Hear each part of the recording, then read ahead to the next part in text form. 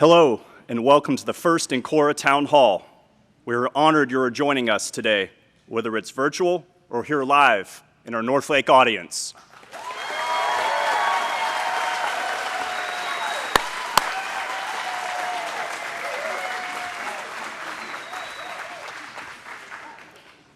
My name is Jason Block. I lead our North American distribution network and will be your master of ceremonies for today's events. Let's begin with a short video. Hi everyone, really excited to welcome you today to the Northlake hub here in the Fort Worth area of Texas. This is our largest hub across the globe, and as well as serving our customers in America, it also feeds product to our hubs and FSLs around the world to ensure we give first-class service to all of our customers globally. I'd like to introduce you to Jason Block, who heads up our operations here in America. Jason's going to introduce the team, tell us a little bit about the site, and then we're going to go on a short tour. Hi guys, let's take a minute to learn a little bit more about our team here. Guy and Lisa head up our quality operations, Gabe heads up hardware operations, and Sharon manages the chemical operations. Now that you've met some of the team, let me give you a lay of the land before we head inside. Our building sits on a 400,000 square foot pad with ample room for expansion if ever needed. We have over 300 employees, 10 supervisors, and 24 support staff. Follow me inside and we can take a closer look at what the team's up to today. Hi, I'm David Tucker. Hi, I'm Hippo. Hi, I'm Dora Perone. Together we are the inbound quality supervisors, inspecting 650 inspections a day, having over 400 plus suppliers, and servicing 650 customers. Hi, I'm Steve. Hi, I'm David. Hi, I'm Raul. We're the outbound hardware supervisors. We're responsible for picking and shipping 2,500 lines daily To hundreds of customers globally. Hi, I'm Herlinda. Hi, I'm Ryan. We are the outbound chemical shipping supervisors. Together, Herlinda and I ship a total of 27,000 orders on a monthly basis to 32 global locations across air, land, and sea. Hi, my name is Pradeep. I'm inventory supervisor. Our team is responsible for inventory integrity at a world-class level.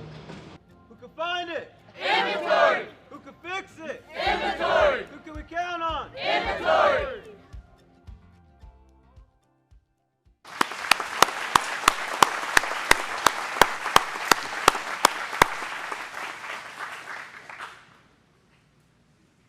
I'd like to welcome David Khalil, our CEO, and our executive team, who will be speaking to us today about our business.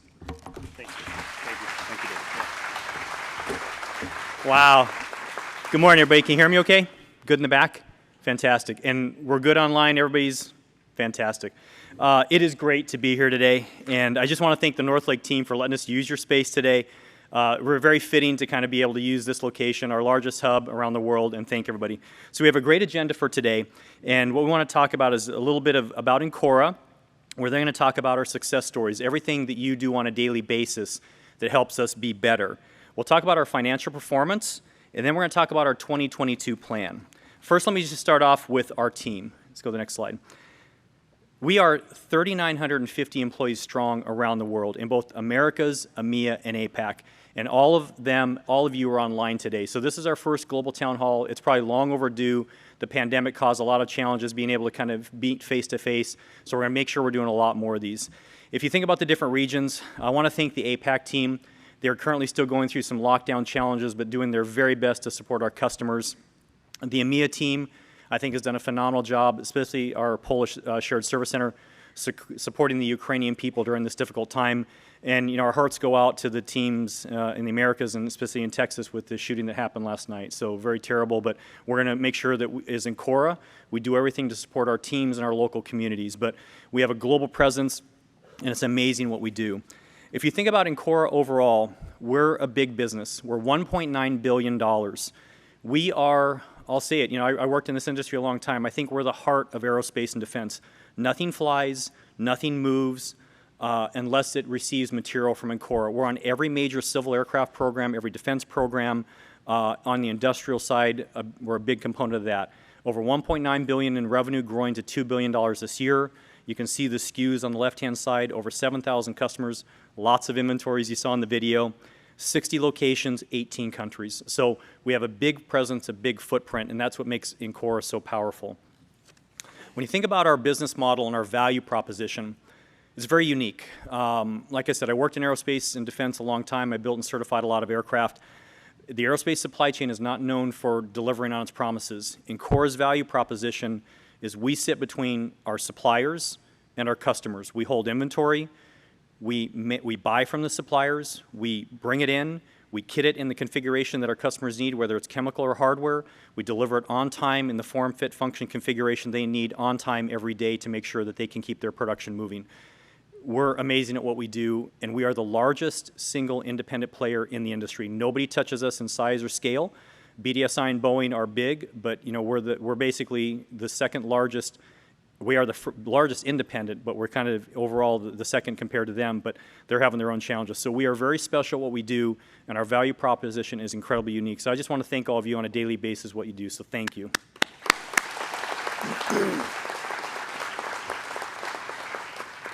So if I introduce the leadership team up here, my distinguished colleagues here, it's a unique configuration. So as we merged Patnair and Wesco, what we have is Ray Carney, our CFO, and Don Landry came from outside industry, great functional knowledge in the financial sector, and Don from now taking over the CAO, which is compliance, HR, and safety.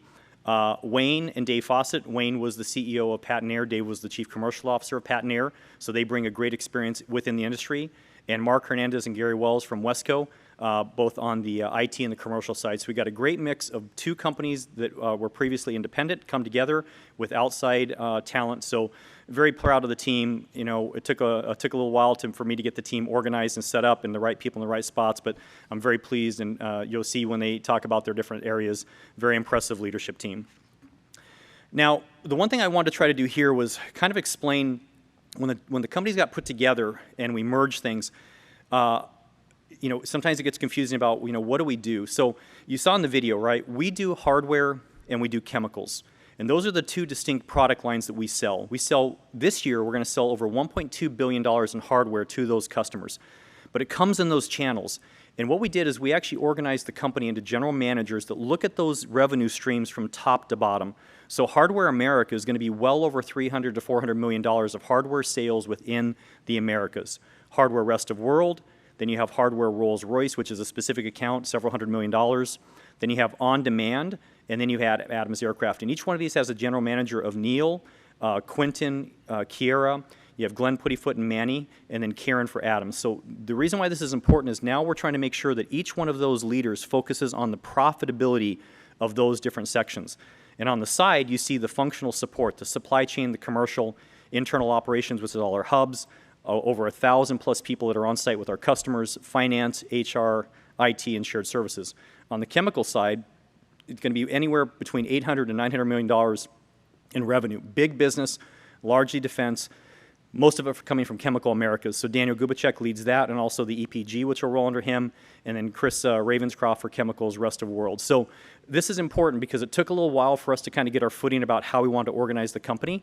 It might have been more invisible to maybe some of the hubs because you support all of these. You're cross-functional. What you do on a daily basis is support all of these locations around the world and all those customers on those previous maps. So, you know, this is what I'm very pleased about is we have the focus now, we have the organizational construct now, and the channels to make sure we're getting our products to our customers in the right way, in the most profitable way. So very pleased with, I think, how this is organized and how this is rolling out. So now if we think about our success stories, this is a great, I love this section because this is all of you and what you do on a daily basis and our teams around the world. You know, I always tell my teams, the most important thing that happens is what you do daily. The work that you do daily is important. You know, what I do, you know, interesting, but you're where the real value happens, and your passion and your focus on what you do on a daily basis is what makes Encora special. So if you go to the next slide, we started something called the High Flyers program.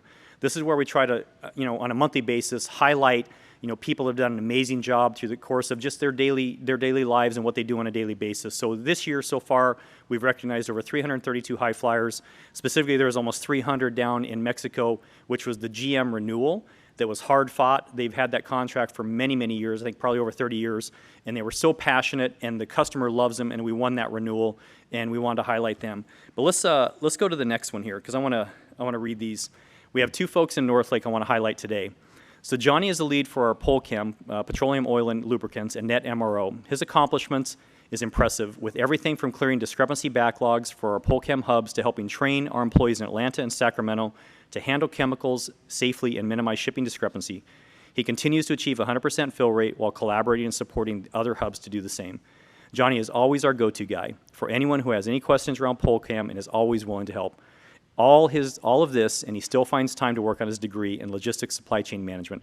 Johnny, we love your can-do attitude and want to say thank you for being so committed in helping our customers deliver the mission critical. So I'd like to invite Johnny, his supervisor, Neil. Yep. Jason. Yep. Perfect. There you go. Yep. So a certificate for Johnny. Let's get a photo up here. Come on, guys. Yep. There you go. Squeeze in.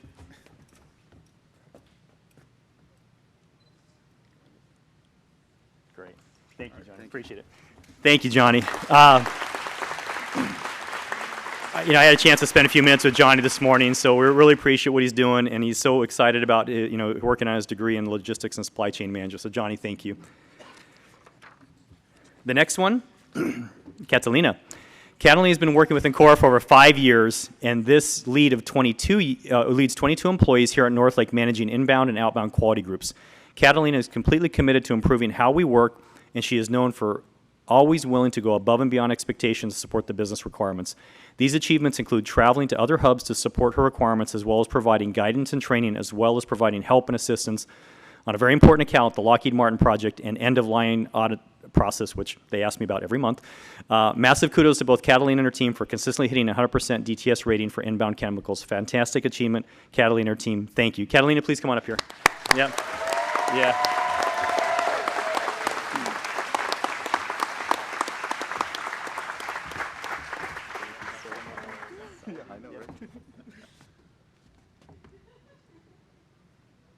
Great. Thank you.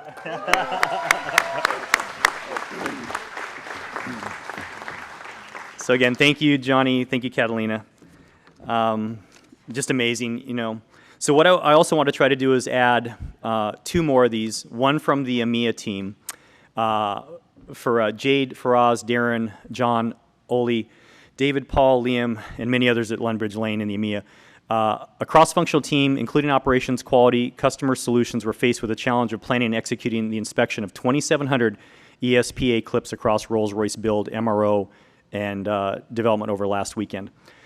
Led by Jade and collaboratively planned by functional managers, the team operated over 5 shifts continuously between 9 p.m. and 6 a.m. Monday morning, with Encora individuals both day and night shifts. Tremendous effort demonstrating the effective cross-functional collaboration, personal sacrifice to make this happen in order to allow the roles to continue to build. So let's give a round of applause. We'll have your plaques ready to go, signed by me to come over for you. And these are great examples. I hear a lot of these where people just put in the extra effort. They hand carry parts to a customer. They work the weekend to support a customer. And this is what makes us very special. It's going to be what sets us apart from the competition, especially these very difficult times. If we go to the next one, this is about commitment with Kevin, Leah, Angela, Chang, and Liang. Our Shanghai warehouse has been closed since March 28th due to Shanghai lockdown. We were finally approved to reopen May 17th to restart operation. The closed-loop management regulated by the government. This means all our people who return to work must stay day and night in the warehouse and are unable to join their family until the Shanghai lockdown is released. I'd like to thank all of our Shanghai warehouse team who actively applied for this return and are willing to support the Encora at this special time, imagining all our backlogs had accumulated over the past 7 weeks. A very special thank you to our first batch of staff, Kevin, Dong, Leah Shen, Angela, Wang, Chen, and Song, who have been in the warehouse and started day and night work life in the warehouse for the coming weeks. Thank you, Song, and the team for the commitment, dedication you made at this special and difficult time. So brilliant commitment. So thank you. Yeah, I hope they're online today so I can personally thank you. I mean, that's very challenging. You can just see, again, the commitment that our teams have to be able to support our customers in just very challenging times. And then finally, some really great news. We got this from Daniel Kubicek for the chemicals team. American Axle named Encora Supplier of the Year. So this was announced, will be announced June 16th at their ceremony. We have 12 sites around U.S. and Mexico, 14 on-site team members, and led by Wade, Adam, and Miguel.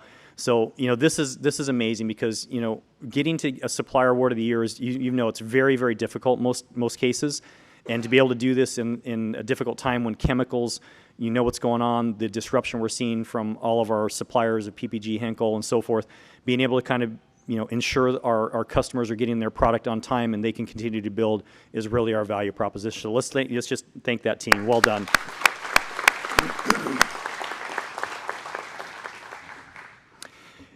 And then, one thing we always want to make sure and that is at my level, safety is a top priority for what we do at Encora. We have a global E&H, performance. I look at this on a regular basis.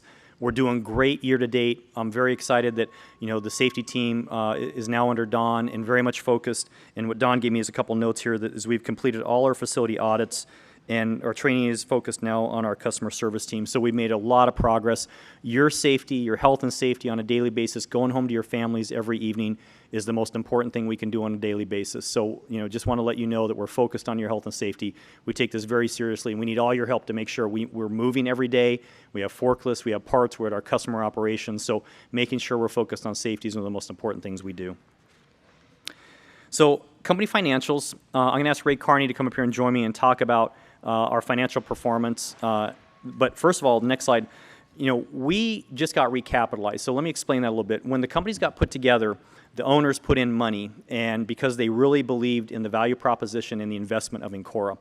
As the pandemic occurred, volumes went down, revenue went down, and most of our money was going to pay interest payments. And it was just a hard place to be because we didn't have money to grow. So we went back to our lenders, and we showed them our business plan for the next 5 years. And they continue to be very impressed with Encora, our value proposition, our customer base, and they reinvested $250 million more cash, which allows us to have more money to buy more inventory. And I think you're seeing it on receiving, right? We have a lot more materials coming in to fund the growth, because last year we were $1.8 billion. We want to be well over $2 billion this year. So really a vote of confidence from the same people that invested back in 2019, reinvested again in March 29th of 2022. So very happy about this. Gives us a lot of headroom to, again, buy more inventory, invest in IT solutions and the right things to continue to grow the business. Our customers reacted very positively. Our suppliers also a little bit of a sigh of relief. I think for many of the employees who were following this, there were some negative articles, but I think those were overcome by this investment. And again, the stakeholders were very positive. So I just want to thank everybody through this difficult time. We're very excited about this, and it puts us in a great financial spot. So with that, I'm going to ask Ray to come up and talk about the next couple of slides.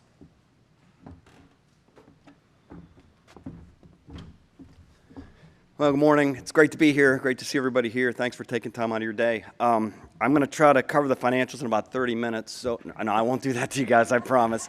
But I do want to demystify the financials because I read a book, and most managers read a book years ago called Good to Great that talked about simplifying financial metrics, and you drive towards a simple thing and everyone can understand it. So we're going to try to simplify that for everyone so that you understand what we're driving to and how you can help us drive to hit the numbers. So on this chart, you've got 3 sets of bars. The light bars is the plan. That's what we planned on doing. And the blue bars are what we actually have done. You got revenue. So that's one lever. That's the money we get for what we ship, right? So we ship as much out. We collect from the customers. That's step 1. Step 2 is gross profit. Gross profit is the revenue minus what we pay for all that stuff we ship. And then the adjusted SG&A, which stands for selling, general, and administrative expenses. What that is that's other costs of the business. Probably 2/3 of that's like cost of people, payroll, labor and benefits, things like that. And the other third are things like professional services, like cost of lawyers, accountants, and building costs and things like that. So all of those are things we can control, because when you take gross profit and you subtract SG&A, what you get is our target metric, which is called EBITDA. Now, EBITDA, we finance people love acronyms, but EBITDA, just to keep it simple, is basically cash operating profit. So we're just trying to measure how much cash we're generating from operations. So if you go to the next slide, which is the money slide, you can see that right now, actually for the first quarter, we've done quite well. Revenues are ahead. gross profits ahead, adjusted EBITDA's ahead. So, I mean, especially March, I mean, the whole organization really pulled together. We had an awesome March. I mean, we shipped a lot of stuff. Revenues were very high. It was really excellent. So, I mean, this is actually a tribute to everybody doing great work, pulling things together. So I'd like to thank everyone for helping drive the numbers because, you know, this is a great result. So that's where we are at the end of Q1. We do have some work to do because it doesn't get easier, right? We got to keep doing better and better, but certainly we're off to a great start. So thank you. Thank you, Rick.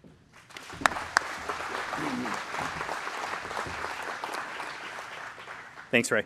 Now, the other thing I want to do is, you know, kind of talk about the market situation. So everybody's always very interested. They always ask questions. You're like, when's the recovery? When's the pandemic, you know, going to kind of subside?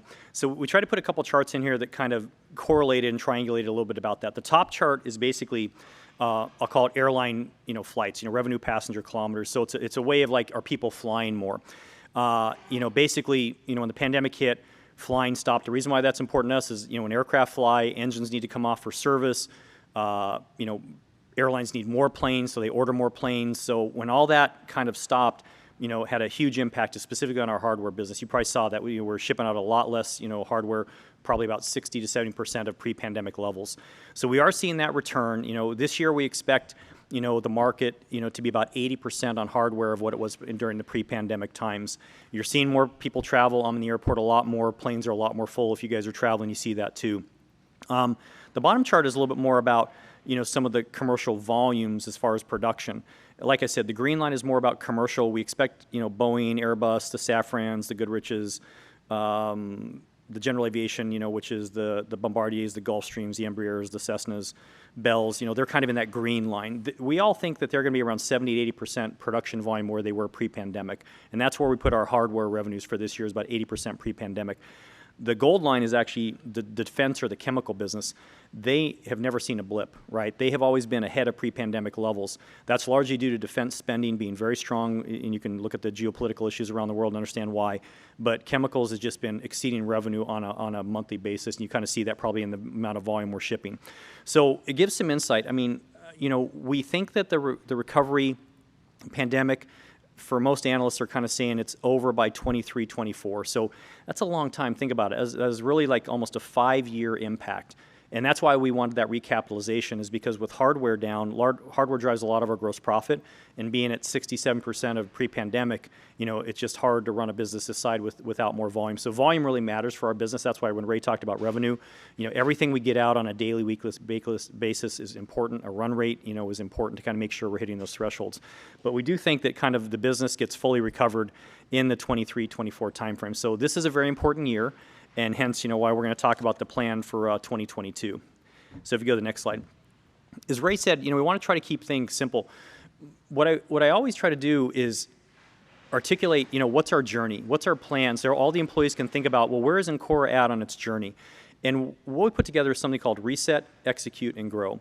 Reset and was really the integration of the two companies in 2021, and you had the pandemic. So we wanted to reset the business based on new volume levels, based on the pandemic impact, and then integrate the two companies together. Then in 21 and 22 was really about executing, flawless execution. This year is critical, right? We really want to improve our EBITDA that Ray talked about and set ourselves up for growth. I am very excited about this business. And why am I excited? When you look at our portfolio of business, we have the blue chip companies in aerospace and defense and industrial. Other companies would kill to have our customer base. And what's interesting is we do chemical for one, but not hardware for one. We do hardware for one, but not chemicals for one. So when you look at the white space in between our customers, there is so much more opportunity to grow organically with our current customer base, which is very exciting. And I think you all see that. You're like, well, why do we ship, you know, chemicals, you know, only for Lockheed, but we don't do very much hardware work with them. So there's a whole effort on the commercial side to really look at how we can grow our business with our current customer base through flawless execution and supporting them with, you know, with those great success stories, and making sure that we're going to be building an amazing business for the future that's going to be multiple billions of dollars, $3, $4, $5 billion. So I'm very excited because we have a value proposition that nobody else has. We have a great customer base, and if we can execute this year and drive our financial stability and, you know, ensure our customers know that we're there for them in the tough times, I think we have a great opportunity to grow. So then what we did is, you know, you turn those sideways and then you say, okay, so what do we need to do specifically in 2022? So we put these fundamentals together, And each one of my esteemed colleagues here from the ELT is going to talk about, how they are leading these different fundamentals that are going to make sure that we can hit our core objectives and making sure that we have great retention, be an employer of choice in a very, challenging environment, where there's lots of opportunity for people to find jobs, making sure that we have great customer satisfaction, making sure that our customers know that we're there for them, making sure that our suppliers know that we're also a good partner, right? That we provide them a channel for their products that nobody else can do because we have those relationships with those customers.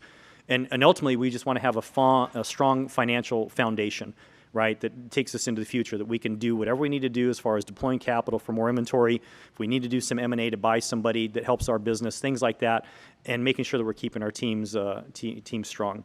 So with that, I'm going to turn it over to Ms. Dawn Landry, who's going to talk about these first two items.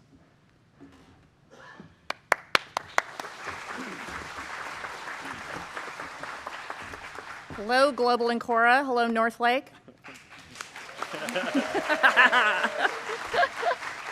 Hey, guys. So I have the esteemed privilege of leading the team that's in charge of the engaged workforce, which is #1 on the list this year. As we were talking about everything that goes into the list of fundamentals in January, we all decided that the #1 thing that is going to make the difference this year is people, because every person contributes to the success of the company, whether you're at the very top level or you're doing, you're sweeping the floors. Every single thing that we do here is super important. So we drive success being engaged every day and driving our strategy and success through your own work. And we want to be the employer of choice throughout the entire globe, right? We think that our efforts in engagement are going to lead to a happier workforce that's more productive and ultimately will drive more success in the workforce. So one of the things that David mentioned when he was talking was the struggles in recruiting and retention this year. It's like 20% of the workforce has just gone away and decided they don't want to work anymore. So we've got a lot of turnover, we've got a lot of open positions. We're trying to get these filled as soon as possible because it's so important just to be fully staffed. Otherwise, everybody is working harder than they need to.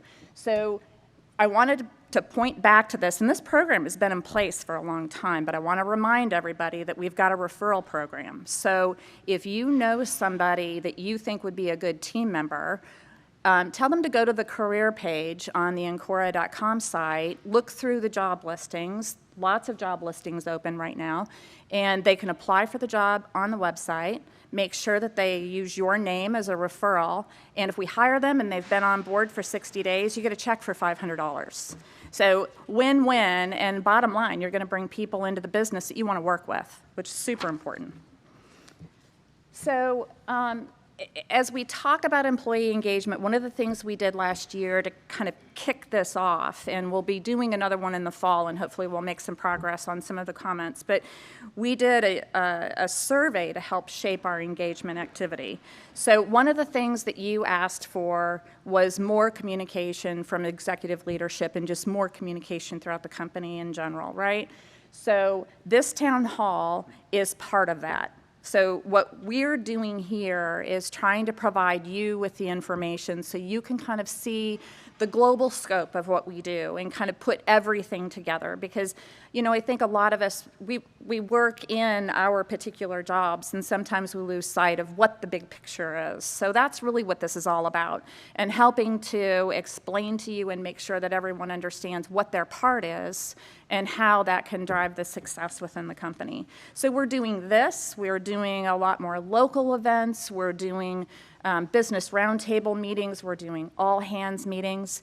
And, hopefully you guys will find this super helpful in your day-to-day job. And, by all means, provide us the feedback. And if there's anything we're missing, if there's more that you want to hear, we would love to get your comments after this town hall and going forward.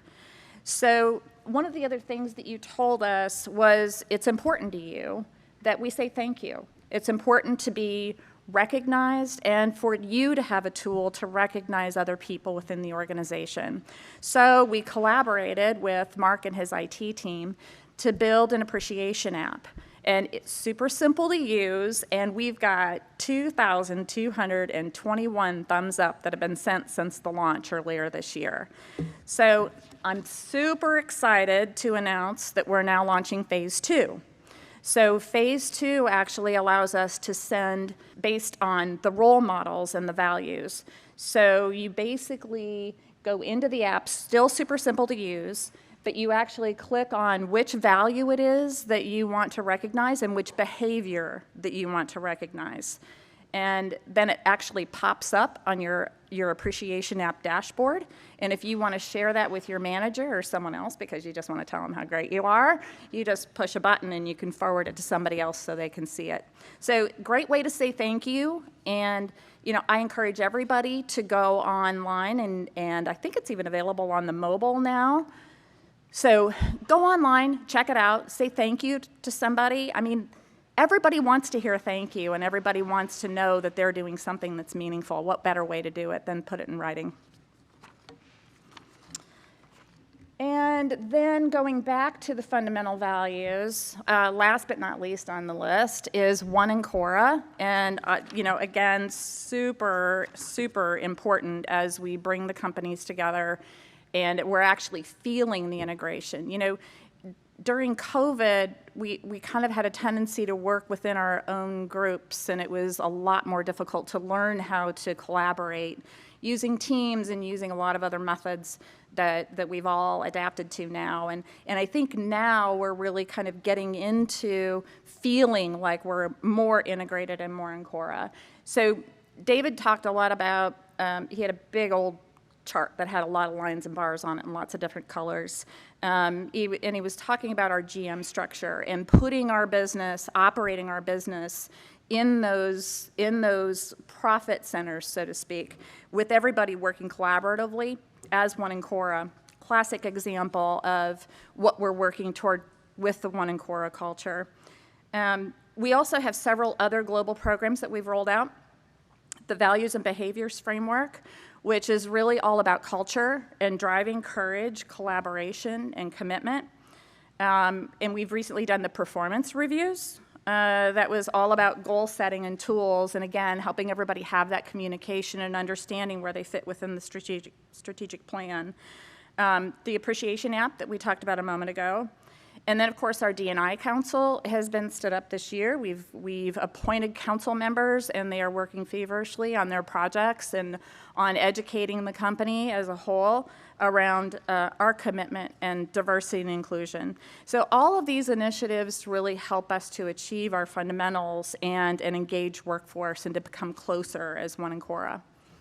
So one of the other things that I want to talk about today, and I'm sure this will be totally exciting for everyone, we're also working toward our total reward strategy, which is the One Ancora compensation strategy.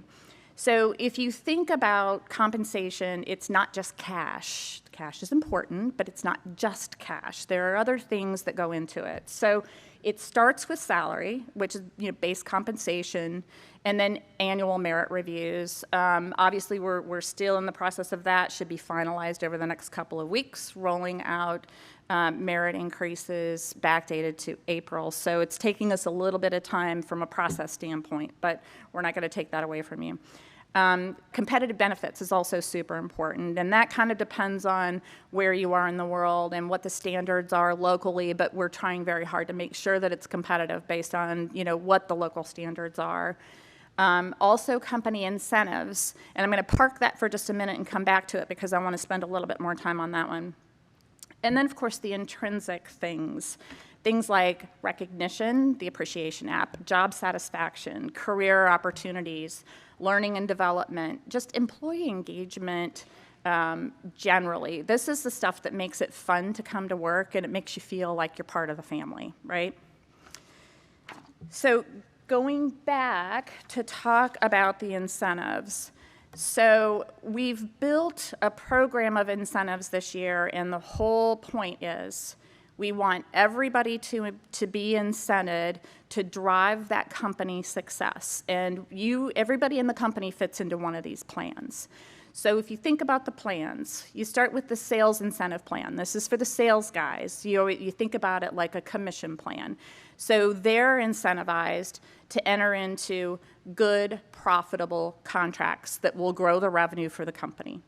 Then you have the manager incentive plan. This is the leaders and the management of the organization, and it's their job to do the things that Ray talked about. So driving the revenue, driving the operations, managing the costs, so the actual performance of the business is profitable and is really good and getting better and growing all of the time. So that plan is going to be measured by EBITDA, and the more EBITDA, the better the results, the better the bonus payout.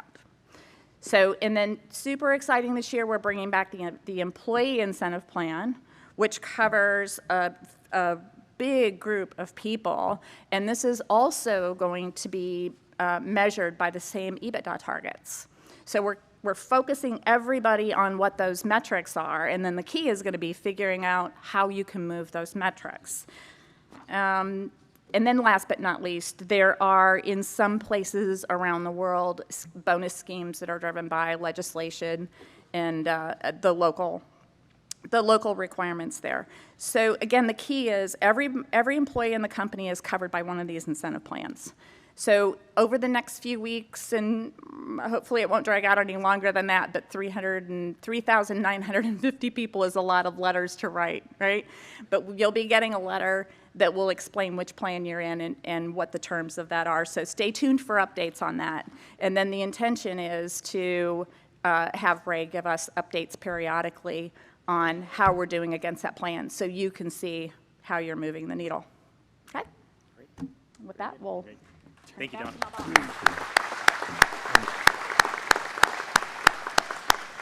So Wayne's going to come up and talk about three crucial items associated with the operations aspect of the business. So, Wayne.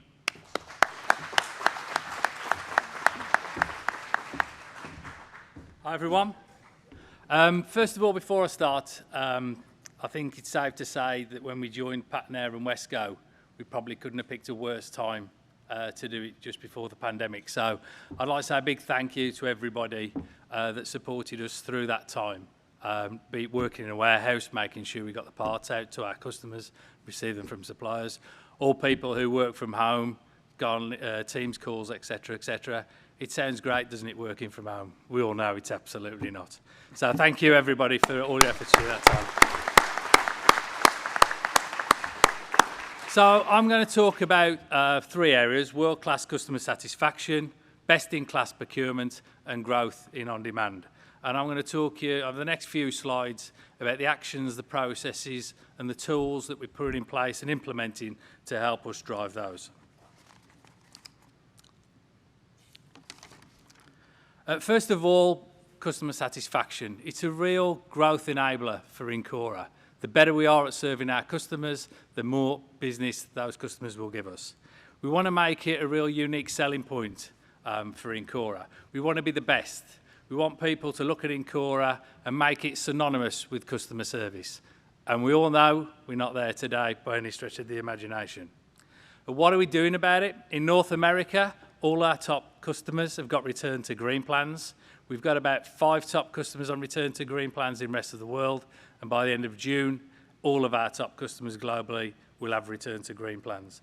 Those plans are reviewed 3 times a week by myself and my team, and they're reviewed with the ELT once a week without fail. We really want to drive hard customer service into our customers. We're changing our stocking and order policies, so as the market grows, we need to make sure we have the products on the shelf to service those customers. I know Cliff and his team are working hard in changing the policies, but it is key that we get our safety stock levels up to be able to support our customers. We've also developed a customer alignment tool. That's live across all the customers in North America.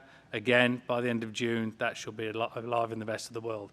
And what that gives us is the opportunity to look down the pipe. So it's no good when we have a line stop or a critical item with like 1 day to go. We've got no chance of getting the part there. This will enable us to look 3, 4, 5, 6 months ahead to see where those critical items are coming and do something about it within that time scale. On best-in-class procurement, we're really here talking about trying to get the best price, trying to get the best optimum quantity on that price curve, and also efficiency. So if we've got a supplier in France and the customer's in France, why the hell are we shipping it all the way to Northlake and sending it back again? So we're looking at all things to do with procurement. We are, however, in a period of hyperinflation at the moment, and this is really causing us some challenges. It's causing us challenge from an operational procurement point of view, because clearly we want to drive the price down as low as possible, and then clearly we've got to pass that on to the customers where we can. To do that, we're nurturing really strong relationships with our suppliers to make sure we are buying at the optimal price. If they're telling us, the price is reduced if you go up the price break, look at the forecast, can we buy at that next price break to continually improve our margins and keep the margins where they are today. The relationships with our suppliers are key. Over the last 3 months, we've had senior representation from our procurement teams in California working with these suppliers to really try and bring that up again after the pandemic. Well, we all know we didn't buy as much as we could have done during the pandemic. We tried to keep the stock levels low to manage cash. Now we're really trying to get there, put the stock in place and try and get it at the best price. On the tools side of it, some of you remember we implemented something called a Crevis around about 18 months ago. What that does is it tells us what we believe the customers want. So we take the customer forecast, we look at AI learning, we put them together, and it really helps us understand what we need to support our customers. Because obviously if we don't know what the product they need, it's very difficult to get the product they need. But we're now implementing a Connexus tool which will take that demand and will tell us what to buy, when to buy it, and what quantity to buy it. And that should be in the latter part of this year. So that should really help the process flow around procurement there. And then finally, the last area is the growth in our on-demand business led by Glenn and Manny. The on-demand area of the business is really the one that kicks up first in a period of growth. It's the one that moves fastest and can really move the dial in the short term. Signing a contract takes time, the implementation piece takes time on some of the JIT and LTA contracts we've got, and they're fantastic. But the one we can really capitalise on in the short term is on-demand. The key focus here is on sales, obviously, but also on bookings. It's important we book more sales than we sell every month, so we continue to grow our order book, because that will ultimately lead to better sales. But also focus on the margin. We need to be very smart in margin, and we want to maximise the margin on that product as much as we possibly can. So we're focusing on high-value bids. So I think it's everything above about $5,000. We have a daily stand-up to make sure we're maximising our opportunity of winning those bids. We're putting stock down. We've got a forecast out there for around about 8,000 parts on-demand. When a customer calls for an on-demand part, if you've got it in stock, you're probably 2/3 of the way there to selling it. And it's really nice if you hear them panicking on the other end as well, because then you can load the margin up and charge more for that particular product. We've also implemented an insight to profit tool that Franz led for us. That really means we can manipulate the price and margin of the product. The margin as well, I talked about the hyperinflation piece we're on, and one of the clever things that the guys are doing at the moment is we bought a part 2 years ago for $10. If we were to buy that part today, it's $15. What our on-demand team are doing is they're starting at $15 and then putting the margin on top of that. So we've been very analytical and very cute in the prices that we're charging in the marketplace. And what's really encouraging, just to wrap up, is that all three areas are showing, if not green shoots, they're showing great promise at this moment in time. Customer service is generally improving across the board. It'll take time. It's a bit like an oil tanker. I think it will be September, October before we can really say we're starting to move. What we are seeing, though, is with the return to green plans, customers are seeing we care, and customers saying we want to make it better, and that's almost half the battle with the customers. They're looking us in the whites of our eyes and believing that we are going to turn this round. We're holding the margins. It's very tough at the moment. There's lots of tough conversations with suppliers and customers about how we hold on to the margins, but we are managing to hold those margins at the moment. And the on-demand area is really growing rapidly as a business, and the margin levels are now up to pre-pandemic levels. So great effort. I'd like to thank you once again, for my teams, for everything you've done around these, and we'll continue to drive it hard. Thank you very much.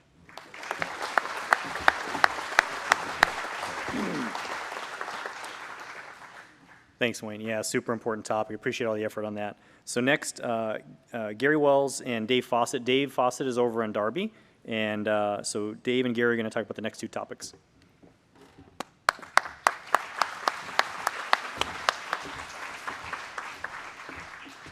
Good morning, good afternoon, good evening, one in Cora. How exciting is it to be here? And for me, it's a welcome home. 36 months roughly ago, it all started here for me. So it's really great to be at home, see many faces that I've seen over the years, and then see those faces smiling here. I think Dawn, we're 45 minutes in. She said I couldn't get you guys to do the wave. But I really want to take that 2,221 number. Can I get everybody to give 2 thumbs up for the incentive plans? Well, Dawn, I think we have about 600 more. World-class bid management. It's really important for us to really drive our collective value proposition to our customers. And in this process of transforming it, we need to transform around the new normal. It's about providing total solutions to our customers. One warning from the ELT, anything that you tell David, he remembers. So flawless execution was something that we uttered, and Lockheed, the chemical to hardware is something that we uttered, and of course he brought that up. So Ryan, Steve, we really have to work on how we get hardware into Lockheed, but be careful what you say. But what we really need to do is build those relationships that Wayne talked about and develop deep peace of mind and partnerships with our suppliers as we continue to move forward, because driving that share of wallet within our customers like a Lockheed, Northrop, is organic growth that we can enjoy across commodity. It'll also allow us to lever our position as the largest independent distributor. It'll allow us to continue to grow. A lot of people don't want to buy for their competition. So by doing this effectively, we can win more business by really articulating what's important to our customers. And it allows us to strategically focus on innovative solutions, go-to-market strategies that we're currently working on today that resonate with our customers. How many people got gas the last week? Everybody sees the price going up, so how do we articulate those challenges through bid management to our customers that we're driving complete solutions for them to be able to drive the business forward? This equals scalability, meaningful world-class bid process, moving from an 80% open bid to a more 80-20% very focused strategic, driving our franchises to new levels. By doing this, we'll deliver higher margins, we'll accelerate our growth, we'll expand and protect our franchises that we've been able to really have over decades, be it with SAIC and many others. So the key takeaways for me are Encora will be well-positioned for unique, sustainable, competitive advantages as we move forward, accelerate our journey towards business excellence, i.e. flawless execution, customer-centric solutions that drives the differentiation between us and our competition, and last but not least, it will be focused on sustainable value creation for everybody involved. So it's really a very strategic opportunity for us to move forward with the changing times as we continue to move forward. With that, I hope that the screen automatically pops over to my colleague who's sitting in the UK. Dave, are you there? I'm here. Can you hear me? That is pretty amazing. Dave Fawcett, everybody. Yes, right. Well, I'm alive. So, yeah, contract profitability. So, thanks, Gary. Contract profitability. So, just before I get into some of the sort of subject matter, it's probably worth explaining exactly what contract profitability is, and I'll call it CP for the purposes of this short intro. CP is a business tool. It's a reporting mechanism. It helps us understand what we sell to our customers, what contracts we have in place with them, the services we provide to support those sales, and then the overall and encompassing cost of providing that product and those services, and then matching that to the charge that we make. The profitability piece, therefore, is obviously the price we charge less the cost we incur.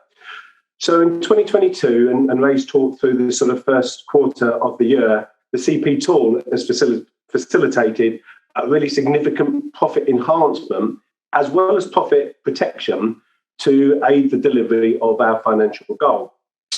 I use the word facilitation because in isolation, from the business, then the CP tool is nothing more than a report out on financial numbers, metrics. The real benefit comes from taking those outputs, getting informed information to allow us to take decisions that drive cost out, eliminate waste, and ultimately help us to ensure that while profits are enhanced, we are also able to remain competitive in line with what Gary's saying in a challenging marketplace. There is no area in the business, and I can't think of one, that within Incora that doesn't have a role within making sure contract profitability is utilised. Everything we do costs money. People costs, freight costs, packaging costs, the inventory we hold, the cost of holding that inventory, the locations that we operate, such as Northlake, they all cost money to run. But by capturing these costs and aligning them to the charges we make to the specific customers served out of those locations, we're able to identify good contracts, bad contracts.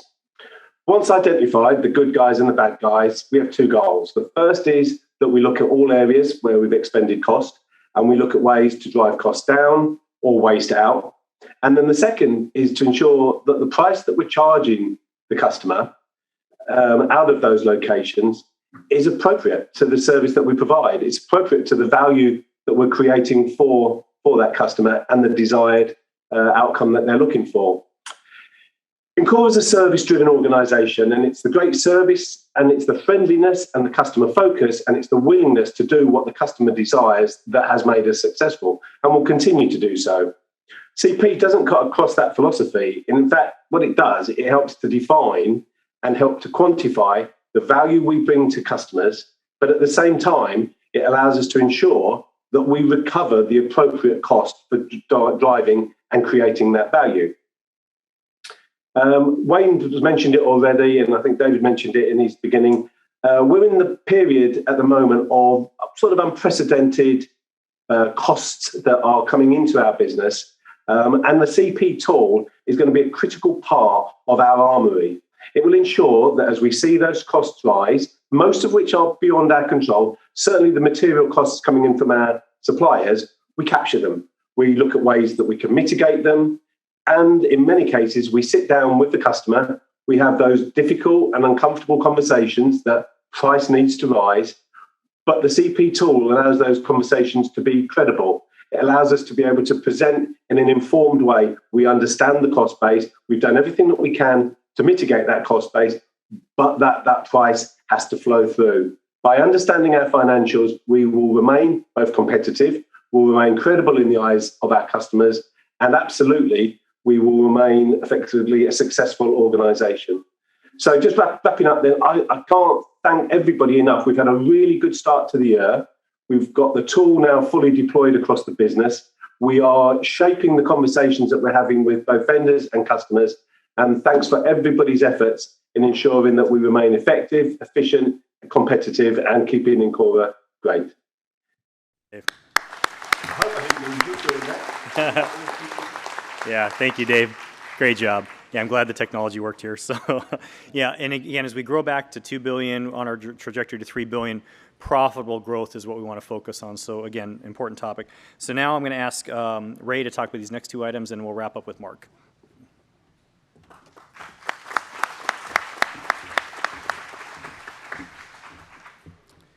I'm back.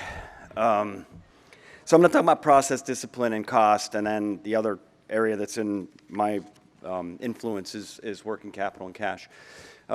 So process discipline, if you think about a business is comprised of a series of processes, you know, from the time you order something to the time that it goes through the selling process and then ultimately gets delivered, and then ultimately you get the cash in from that sale. Same on the purchasing side. You know, you do the requisition, you buy it, it comes all the way through, and then ultimately we pay for it. So there's just a series of processes that we go through. We have a lot of rework on our processes in our organization. All of that rework is cost. You guys probably live it every day. You're probably fixing the same problems over and over and over again. And, you know, you guys are going to think I'm a book nerd. I'm really not. But another book that I read once was about the Toyota production system. And they are so focused on process. You know, if they're on their production line and something breaks, there's a defect or whatever, they stop everything. I'm not going to ask Wayne or Neil to do that. They'll kill me. But they stop everything and make sure they get to the origin of the problem. And that's the kind of discipline we need to have in our processes, because every one of those processes, when it takes time, it adds money and cost. And then the second component of that is just watching costs generally, right? What I would ask people to do is just spend money like it's your money. You know, you do this every day. You decide to buy product A, product B. A big part of that decision is cost, right? So we have to use that same sort of mentality in our business. And those are levers that will really help drive that EBITDA number if we can keep our processes lean and efficient and our costs down.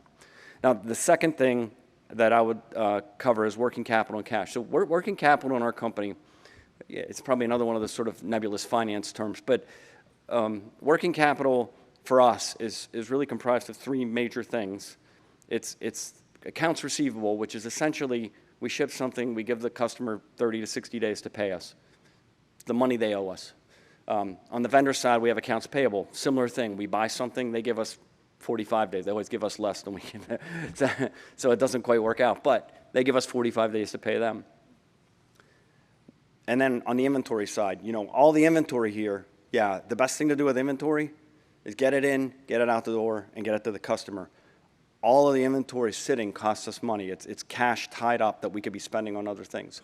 So the whole point of working capital management is to try to get that working capital down. So you get your receivables down, you get your inventory down, and you try to stretch your accounts payable up a little bit. So all of that will help generate cash for the company so we can invest in growth of the company. And one of the problems that we have today is actually on the accounts receivable side, some of our customers are actually taking a little bit longer to pay than we'd like. And those things, you know, people look at that and say, well, that's a finance thing. You guys got to collect the money. But this ties back to the process discipline thing that I just talked about. There are a number of things that go wrong in that process. You know, whether it's something in order entry, whether it's something in the way we got the data in, whether we shipped the right or wrong thing. So everything we do here, getting it right the first time is super important to us being able to drive cash to the organization. So I'd just like to emphasize that before we move on. So with that, pass it on to Mark.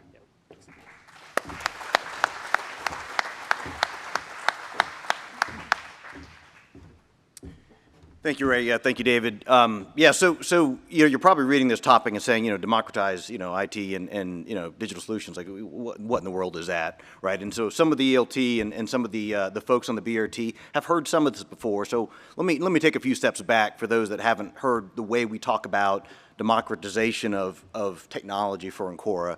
And this is really about, back to what David was saying, is we really, as an ELT team, sincerely believe the biggest enabler of our performance is going to be enabling our people, right? And some of the main levers that Ray talked about, they're the process, the tools.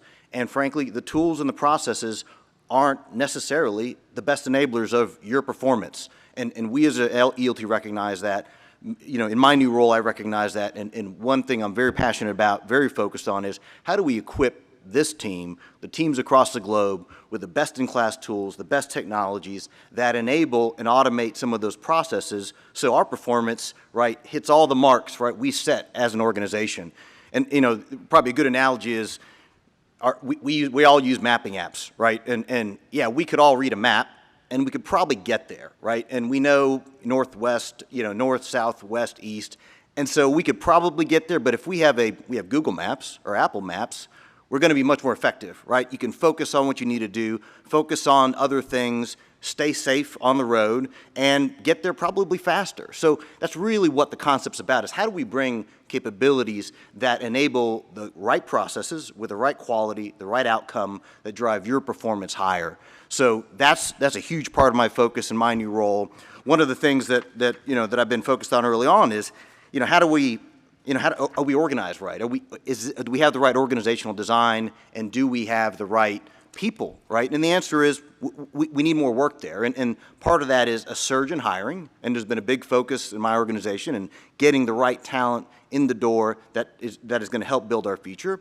And the other thing is ensuring we have the right leaders in place, and that's largely complete. I'm excited to announce more of that in the coming weeks. You'll see that on the intranet. And we've also rebranded the department to Encora Digital, right? So we're transitioning from what has been a legacy concept of IT functions, which is largely a back office function, to one that's Encora Digital, that is leading and transforming and enabling this organization to really execute a digital transformation strategy that we've started this year. And you hear the term thrown around a lot, digital transformation, everybody's kind of doing it. But what does it mean for Encora? And really what it's about is, if you look at our customers, they're the major manufacturers, the world-class, right, OEMs in the world. They've been on this journey for a few years, and they've had to, because of the efficiency that they have to gain, some of the Toyota production, right, kind of learnings that have spread across the globe. They're internalizing that and creating capabilities with the power of applications, right, in mobile, data, computing, as all those technologies converge. That's allowed organizations like Encora to think about, how could we apply that to the benefit of our teams, right? What's in it for Encora? What is it? How do we equip our people better with the possibilities that have emerged in the industry? And so you see some of that show up in what Don showed earlier, and right, that's just one example of what you're going to start seeing more of later this year. We built that low-code app that Don showed for employee appreciation, launched it globally in weeks, right? So globally available. You can download the Power Apps app from the App Store, Android, Apple, any platform, and log in with your Encora login, and you're going to see the employee appreciation app. So that you're going to start seeing that App Store, which is Encora's App Store, is going to begin populating throughout the year into the future, and that's going to start to build out capabilities that, to Ray's earlier point, that start to drive performance around our process, right? Your performance. So, and a big thing on people's mind is, right, is some of the, right, it's some of the challenges we have around process and technology, right? So we have a lot of integration work to do. Teams is one, the GIAC, TSMIS, JDE, ERPs is another. So we've been spending a lot of time as an ELT talking about how do we align the long-term strategy and the short-term strategy, that we've got to learn and figure out how to equip our people now, and we've also got to build a future at the same time. So what you're going to start seeing is more of those kinds of apps applied in how you do work today. So key processes on Ray's team, whether it's AR, key processes in the warehouse, picking, shipping. You're going to start to see modern capabilities introduced little by little throughout starting this year. So you think about the Employee Appreciation app, if you've been in there, think about applying that kind of modern experience, very intuitive, in the key processes you have to execute every day. And that's really where we're going to be focused. I'm super excited to share more of that later this year. You'll see more of that roll out throughout the intranet and in the app store. So be looking for that. The last thing I want to cover is, as we've kind of reorganized, my department under Encora Digital, that hiring surge is underway, and so that's pushed out some of the value that we had hoped to deliver early this year. But you will see an acceleration of that in the back half of the year as we bring new talent in. We're starting to build capabilities like Don shared, that there's actually 12 to 14 apps that have been delivered this year. So we'll share more of that on the intranet. We'll talk about, as an organization, through what we'll launch as a technology council, and a way that we can surface opportunities to create apps that have the biggest impact to different parts of the organization. And the other thing we're going to begin fostering is what we call communities of practice, which are just, how do we connect all the brain power across the organization that have ideas or that have an app, and start to build on what's next on the features. What should we be doing next? How could we enable you better, right? How could we do this faster, higher quality, right? Drive your performance. And that's really what you're going to start seeing emerging in the back half of this year. So look for that. I'm super excited to share more throughout the intranet, and as we launch the Encora Digital brand throughout the organization. Thanks, Mark. So we're near the end here. We apologize. We want to try to be at an hour. We're going to be just a little bit over. So just to tie things all together, basically reset, execute, grow. You've seen the 10 initiatives that we're working on that really lay the foundation for us to have an amazing company to grow into the future. So we're going to end with a Q&A session. Typically the teams love to interrogate the leadership. So we actually next time what we'll try to do is do this live, where questions can come in live, but given this is our first one, what we did is we had questions that had come through in advance, and each one of them has been given to an ELT member, so we can go to the first one if you want to. So basically, this one's going to be, I think, for Mark, and it's for from Marcin in Poland. Germany has already ordered new F-35s from Lockheed Martin, and with the conflict in Ukraine, we can only assume that aviation will be one of the top priorities for local armed forces. With that in mind, are there any plans to expand the customer base with more military entities in Europe? So. Yeah, we'll go ahead and change it up real quick. Yeah. It'll be Gary. It's a great question, and defense is always tough to answer because sometimes there's just information that we can't give out. But before I answer, let me see sign of hands. How many veterans are here in the room? First, let me say thank you for your service.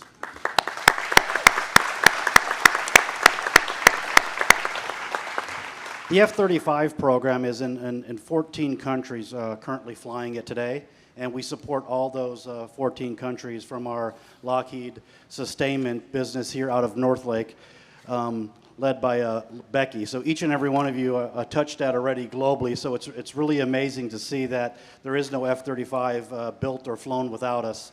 Not only that, it's a joint fighter, so that means it's internationally manufactured. So all the way to Israel, which manufactures the wings, they then come back to the U.S. to be assembled here in good old Fort Worth to then deploy to the U.S. military and our colleagues around the world. With that said, we also support internationally through our SAIC program the U.S. military, no matter where the warfighter goes, and to make sure that we're good stewards of our taxpayer dollars. That also happens out of Northlake.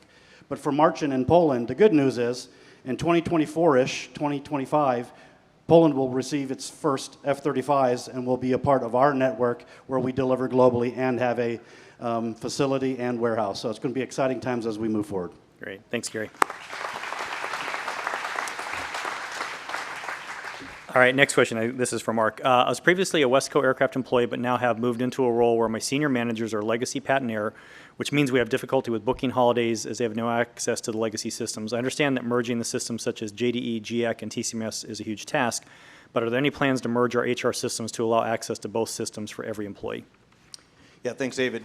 So, this kind of aligns to what I just spoke about a few minutes ago and some of what Don highlighted earlier, which is, the key takeaway here is, as leaders, as employees, you need access to data. You need data on your folks to help them perform, to help them support them. You need KPIs. We need a way to just measure ourselves and know what's happening. And so there's been a big focus in my organization, led by Rob Schmidt, to integrate all of our data globally. So that's underway. By the summertime, we'll have, for the first time, a one-in-core integrated globally data warehouse of all of our transactional and source data in one place, right? So that's huge when you think about, how do we get employee reporting cross-organizationally when we have different HR systems? So we've already kind of prototyped that in some reports that we've worked with Don's team to develop. So we now actually have a single view of reporting cross-organizationally. And part of this is, when I talked about the short-term and long-term strategy, short-term, we've got to plug some of these gaps, right? And they're holding our teams back. So how do we introduce these modern capabilities, like I mentioned earlier, in these key processes? So it could be that it's an employee time off approval app. It could be a manager reporting app, right? So we have the ability to create these low-code, the technology is called low-code, modern apps that sit on top of some of these systems that some of which are much older, that need some modernization, that need integration. So we're excited to launch more of that later this year. The big priorities for us are finance, HR, and operations, internal operations. Those are the priorities I've set with David and the ELT. So you've seen some of that emerge with the My Review, right, the appreciation app. There's been others, right, that at a regional level. So we'll start to really showcase some of the more of those capabilities. So, because what we need more than anything as we move forward is, where are the hot spots, right, for each of you? Where are the hot spots for your teams, for this site, that we need to focus on, that really move the needle? Because we don't want to just put focus in one area. We want to across the board incrementally push our performance higher by introducing tools that enable your performance. So excited to share more in the future. Great, thanks, Mark. Next one's for Dave Fawcett. As we're seeing the rocketing price of materials, negative margins, and the trade sanctions against Russia following the awful situation in Ukraine, are we going to increase our sales prices even on customer contracts? Yeah, okay. Can you hear me? Yes, good. Cool, okay. Yeah, I mean, in terms of the contracts, a lot of our contracts have appropriate charging mechanisms in them that reflect the changing circumstances in the marketplace, and we utilise those. Have always utilised those, but are very, as building on the slides that I talked to earlier, are very conscious of the need to be very expedient in the way in which we respond to incoming prices and manage those accordingly using the contracts with our customers. That said, a number of contracts don't. A number of contracts don't have the appropriate clauses in there. But we've been having conversations, although the inflation is now starting to really take its impact. This level of conversations has been taking place during the last quarter of last year. And I have to say, the most important thing for customers is certainty of supply. So us sitting down with them and saying, to ensure that we've got certainty of supply, we need to be equitable in the way in which these prices are coming in and the way in which they need to be managed through. So all customers, I have to say, have been receptive, whether they've been inside the contract and we've got the appropriate mechanism, or they don't have the mechanism, and effectively we're sitting down, explaining what's going on, and they're working hard with us to do everything that we can to pass those prices through. Thank you, Dave. All right, next question. This is for Wayne. We're hearing a lot of noise from our customers. What's the overall perception of Encora's service, and what are we doing about it? Probably over this side we've got American Axle, SAIC. Over this side we've got way too many that think we're a bit rubbish at this moment in time. But as I said earlier, we are putting the right levels of stock in place.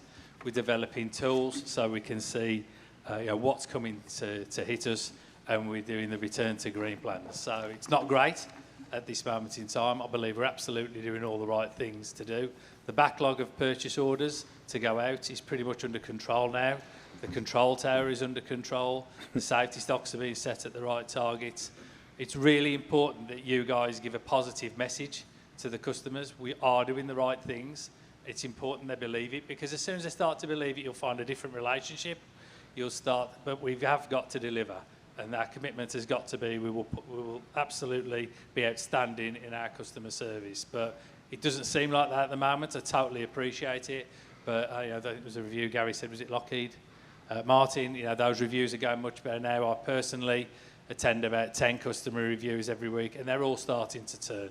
So the perception at the moment isn't where we want it to be, but we will get there. And I just need everybody's support in supply chain, in operations, in finance, paying the bills, to make sure that we get there. Great. Thanks, Wayne. Next question is for Ray. What do you see as the biggest threat for achieving our financial targets? Okay, well, when I think about what our financial targets and what's in the way, I would say that probably none of it will be a surprise to anybody. The biggest thing is the pace of the recovery. We all know that the aerospace industry is going to recover. It's just a question of how fast it takes. If you think about the chart that David showed that showed the build rates, if that slips a little bit to the right, that's going to put some pressure on our financial results, right? So the big thing is how fast can it recover, and how fast can then we can react to that and satisfy customer demand. So that's probably the biggest thing. The second thing is something that we're all feeling, is the inflation.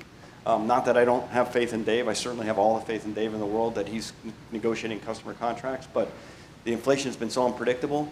We just have to manage our way through those costs. And so like I said, we're all feeling it on our wallets. We're feeling it as a company. Prices are going up everywhere. So that's something that concerns me. But like I said, I know Dave's team's doing great work on it. And then I know that as we continue to do process work, we'll be able to take other costs out to compensate for some of that inflation. So those are the two things that I see as the biggest hurdles.